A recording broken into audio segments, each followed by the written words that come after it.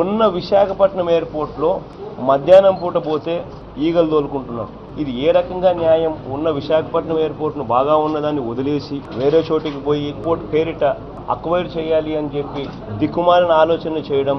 మరొకసారి మళ్ళీ మీ అందరికీ కూడా చెప్తా ఉన్నాం, గట్టిగా పోరాడదాం, గట్టిగా నిలబడదాం. ఇంకొకటి కూడా చెప్తా ఉన్నా, కోర్టుకు కూడా పోదాం, కోర్టులో కేసులు వేసినా కూడా గట్టిగా దీన్ని ఆపే కార్యక్రమం చేద్దాం.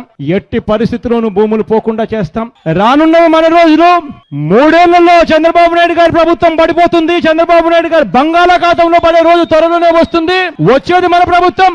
మళ్ళీ మీ భూములన్నీ కూడా తిరిగి మీకు వెనక్కిస్తామని చెప్పి మాత్రం గట్టిగా మీ అందరికీ హామీ ఇస్తూ చెప్తా ఉన్నా. చంద్రబాబు నాయుడు గారికి లంచాలు రావని ఇదే పెద్ద మనిషి చంద్రబాబు నాయుడు గారు ఆ టెండర్ను రద్దు చేసిన పరిస్థితి మనమంతా కూడా చూస్తా ఉన్నాం.